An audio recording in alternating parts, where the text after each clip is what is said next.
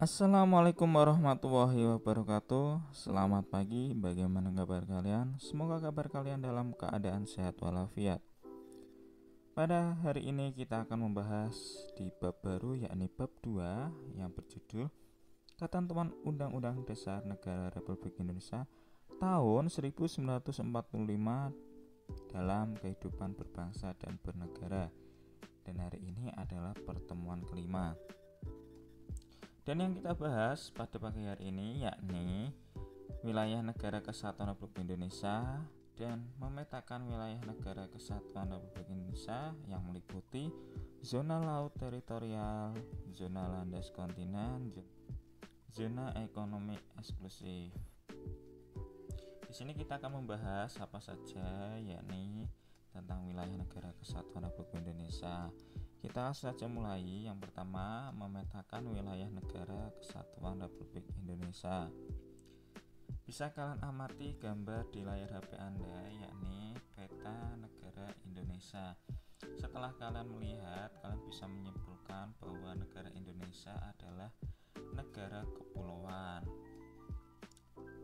Dan itu juga sudah termasuk di dalam pasal 25A Undang-Undang Negara Republik Indonesia tahun 45 yang menyatakan bahwa negara kesatuan Republik Indonesia adalah sebuah negara kepulauan yang berciri Nusantara dengan wilayah yang batas-batas dan hak-haknya ditetapkan oleh undang-undang. Kalian juga bertanya-tanya, sering kalian dengar Nusantara dan kesatuan wilayah. Nah, di sini saya juga akan menjelaskan apa sih Nusantara dan apa sih juga kesatuan wilayah. Nah, kalau Nusantara sendiri, yakni istilah Nusantara dalam ketentuan tersebut dipergunakan untuk menggambarkan kesatuan wilayah perairan dan gugusan pulau-pulau Indonesia yang terletak di antara Samudra Pasifik dan Samudra Indonesia serta di antara benua Asia dan benua Australia. Sedangkan kesatuan wilayah tersebut juga mencakup meliputi yakni yang pertama kesatuan politik, kesatuan hukum, dan kesatuan sosial budaya serta kesatuan pertahanan dan keamanan. Dengan demikian, meskipun wilayah Indonesia terdiri atas ribuan pulau, tetapi semuanya terikat dalam satu kesatuan negara, yaitu Negara Kesatuan Republik Indonesia. Nah, itu adalah pengertian dari kesatuan wilayah. Yang kedua yang kita akan pelajari yakni zona laut teritorial. Nah, silahkan kalian bisa lihat di layar HP Anda. Zona laut teritorial itu yang bagaimana dan seperti apa bisa kalian lihat. Untuk penjelasannya, silahkan kalian dengar penjelasan dari saya. Zona laut teritorial, batas laut teritorial ialah garis kayal yang berjarak 12 mil laut dari garis dasar ke arah laut lepas. Jika ada dua negara atau lebih menguasai suatu lautan, sedangkan lebar lautan itu kurang dari 24 mil laut, maka garis teritorial ditarik sama jauh dari garis masing-masing negara tersebut. Laut yang terletak antara garis dan garis batas teritorial di sebelah laut teritorial. Laut yang terletak di sebelah dalam garis dasar disebut laut internal atau perairan dalam Laut Nusantara.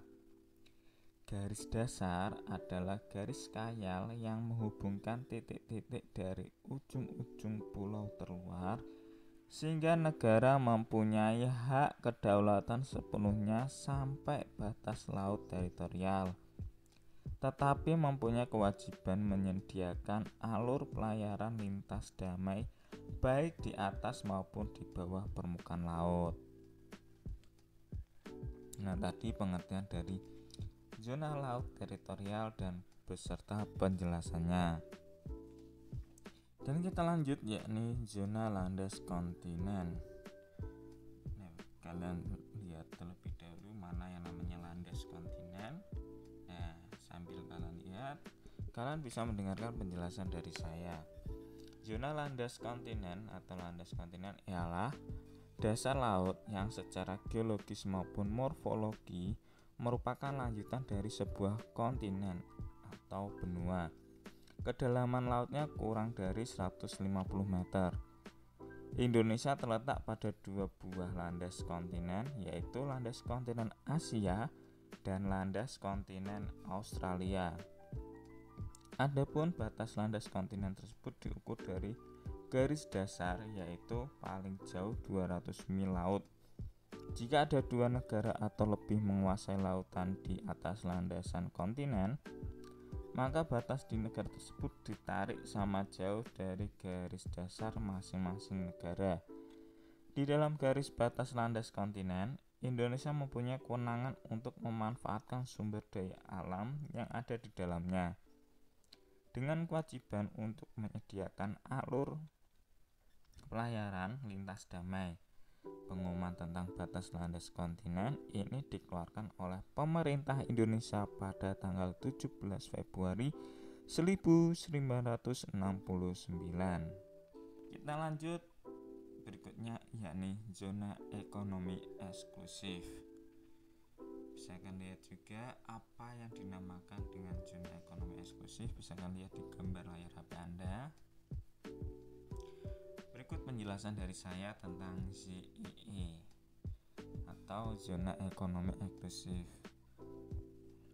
Adalah jalur laut selebar 200 mil laut ke arah laut terbuka diukur dari garis dasar. Di dalam zona ekonomi eksklusif ini, Indonesia mendapatkan kesempatan pertama dalam memanfaatkan sumber daya laut. Di dalam zona ekonomi eksklusif ini, kebebasan pelayaran dan pemasangan kabel serta pipa di bawah permukaan laut tetap diakui sesuai dengan prinsip-prinsip hukum laut internasional. Nah, jadi kalian bisa tahu apa yang dinamakan zona ekonomi eksklusif. Nah, tadi juga banyak kita bahas tentang laut, batas-batasnya. Sedangkan bagaimana dengan wilayah daratan di Indonesia?